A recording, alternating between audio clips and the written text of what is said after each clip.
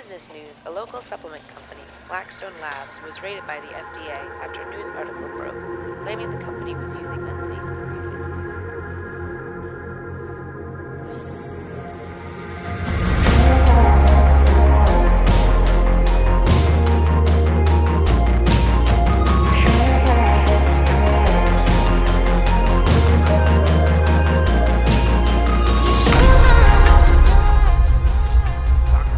Was my boy. He is the team doctor for the Miami Dolphins and the Florida Panthers. He actually told the guys in my office, he said, PJ Braun has the highest pain tolerance of anybody I've ever met in my life. And that's working on all those pro football players and pro hockey players. He was like, the injuries that he has, the fact that he still trains and walks around like that, he's like, I've never met anyone like him. My body has some sort of inability to say, hey, you shouldn't do this anymore, until something really, really bad usually happens. And then next thing you know, I'm back in chronic pain again.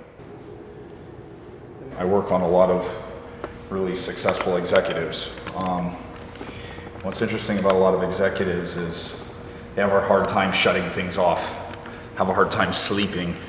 So when they finally get to the point that they relax, they can't relax because they have so much stuff going on. So what's really interesting about the fascial work is when PJ and I are actually disciplined and we don't visit, because I'm a business owner and an entrepreneur and I'm always fascinated to talk to PJ, but if we both practice discipline and we don't talk, and I just put him on the table and I work on him, like what, in 2 minutes, he is like lights out. It's so weird. Everyone else thinks it's weird too because I don't sleep ever. And they're like, how do you sleep with him jamming his elbows into you and stuff like that? And I'm like, it's the most peaceful time. It's the best.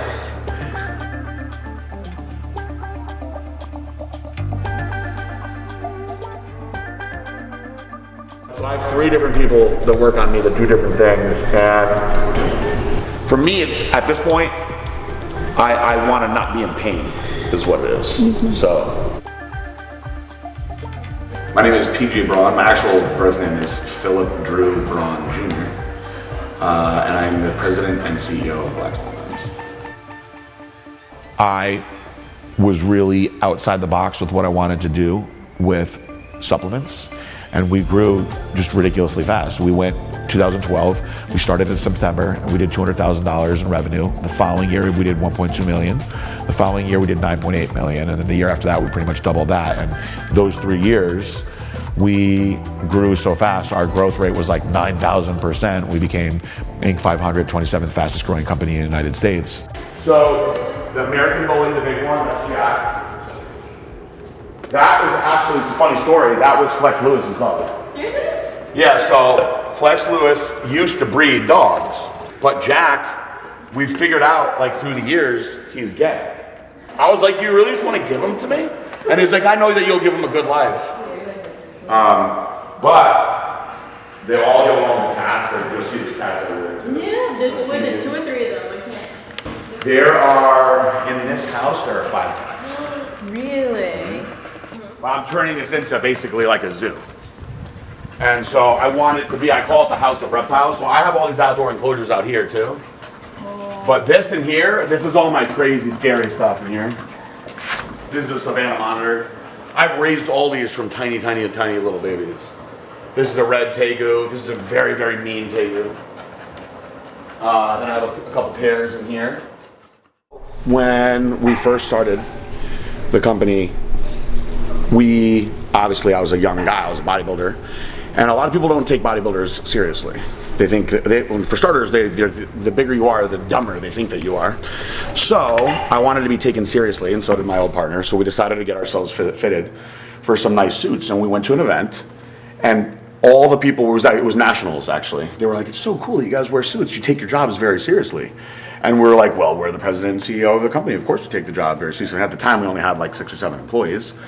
But it was such a positive response that we were like, man, we got to be in suits all the time. So what we did, and this was something that like changed the game. We put ourselves on the building at the Olympia. I don't know if you remember when we did that. That was one of the smartest marketing moves anyone had ever done, because they were selling that ad space for $50,000 a piece, and we were like, no, we're not spending $50,000. In the end, they could not sell those spots. We went back to Weider AMI and whoever was running it. It's not Robin Chang who was doing it at the time. And we were like, 10 grand, we'll take it. And they were like, no. So the week of the show, They were like, will you do 25? And we're like, nope. They're like, will you do 20? We're like, nope. In the end, we wound up getting the spot for 10 grand like we wanted. And they were like, look, we need art immediately. So Aaron goes, what do you want to do? I go, I want to put myself on the building. And he's like, what about me? I go, we'll take one of the pictures of us in our suits. We'll just blow it up and we'll put it on the building. So we took a picture of me and him in suits and we put Blackstone Labs down the sign. And they even said, they were like, we don't know if we're gonna be able to get away with this because you guys are bigger than Phil Heath and all the other people. So we did it, and that entire weekend, international like accounts, they were like, we want to meet the guys in the suits. And we wore our suits in the booth the whole time. No one does that. So everyone had said, they were like, that was such a brilliant marketing room, because that weekend we opened up accounts all over the world. We did a few $100,000 in sales that we wouldn't have done just from people that wanted to meet the guys in the suits. So we never let it go after that.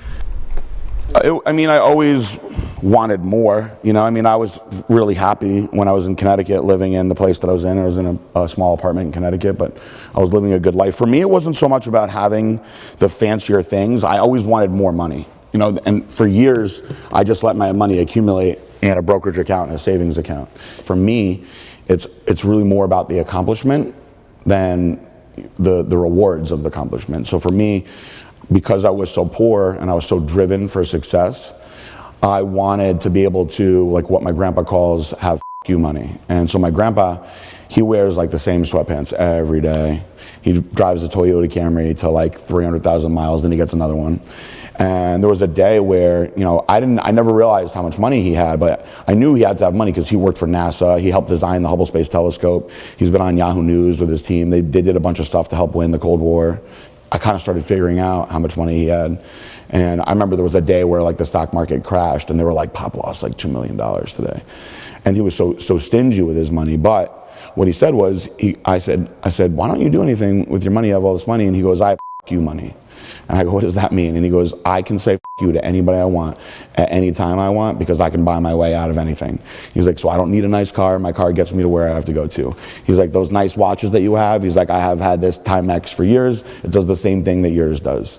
He's like, but if your family's in a jam, if something happens to your mom, my son, anybody, I can pay to make sure that they're okay. I can pay for all the kids' college if they can't go to college.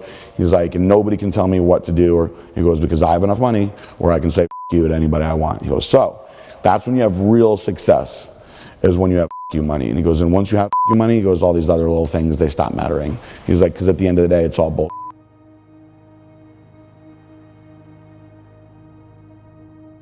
At one point, we hit a major low.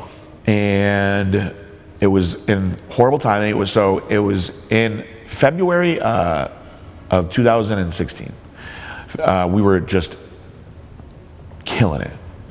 And I got my divorce papers served to me on February 5th, the day before my birthday. And then on February 20th, my building got raided by the FDA, guns blazing, like literally guns in people's faces, guns in my dad's face. And my life was like my whole dream world. I thought I was married to my dream girl. I had the best job ever. It was all being taken away from me. So I went from a guy that used to have like a glass of wine or two at night to wind down and drink vodka on the weekends to having vodka every night. And it got to the point where I was basically like, I could crush a liter of vodka in like an hour and not even be drunk. And we were essentially starting over as a company. And it got worse and worse and worse. And my divorce got more and more and more stressful. And then finally, the very end, when I signed the last check, which was basically the last of my hard-earned money that I worked my whole life for, away to somebody that was pure evil, I thought, I went on a bender for like 3 days. And my mom like came in panicking, and when she got to me, I guess because it was so hot and I was so dehydrated, I hadn't eaten in like days, and I was chilling by the pool, I fainted. They found a way to get me into the hospital, and when they got me there, they started running all the tests on me. My blood pressure was 240 over 200, so they were freaking out that I was gonna have a stroke and die. My resting heart rate was 179 beats per minute, so they had me on blood pressure medicine, they had me on medicine to bring my heart rate down, and on top of that, my blood alcohol level was 429. And the lady, I actually remember this part, the lady telling my mom, he should absolutely be dead. I've never in all my years seen blood alcohol this high before. So I had to stay in the hospital for 6 days before they let me out. when you get to the point where you can say, oh, I almost died, right? Like, oh, I almost got hit by a car, you know? When you actually feel what it feels like to almost die, I remember that feeling. It is the scariest thing ever, and it mentally changes you forever. You will do whatever it takes to not get like that ever again. So when I left, I knew. I was like, I'm definitely not gonna drink anymore. I'm gonna be completely different. I'm gonna have to manage my stress better.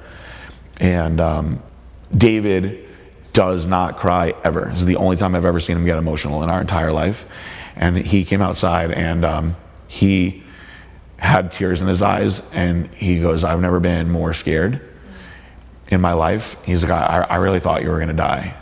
And I was like, I know, I can apologize to you 1,000 times, but I'm a man of action. I'd rather just prove to you that I'll never let something like this happen ever again. I know I messed up really bad, and I could have cost everybody in here really good jobs.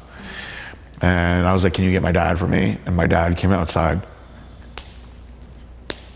And my dad's another guy who's like very quiet.